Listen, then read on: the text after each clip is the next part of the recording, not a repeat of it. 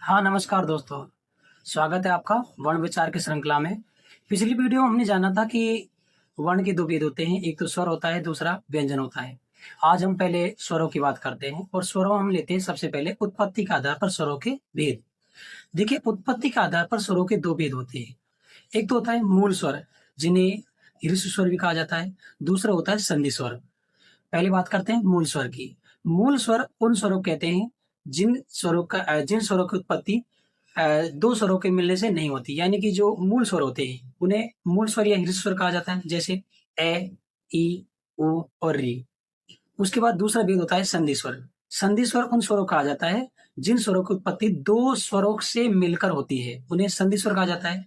इनकी संख्या 7 होती है, जैसे आ, ई, बड़ा ऊ, ए, आई, ओ, औ। अब देखिए, ये जो संधि स्वर है, इनको हम पुनः 2 भागों में बाँटते हैं।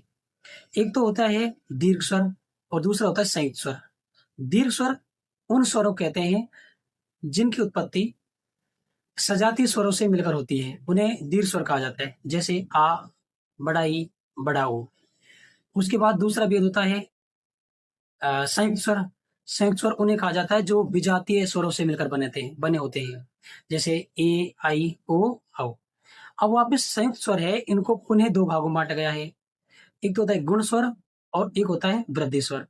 गुण स्वर उन्हें कहा जाता है जो जैसे ए प्लस ई बराबर ए प्लस उ बराबर ओ, उन्हें गुण स्वर कहा जाता है। वृद्धि स्वर ए प्लस ए ए प्लस ओ बराबर ओ, तो इन्हें कहा जाता है वृद्धि स्वर कहा जाता है।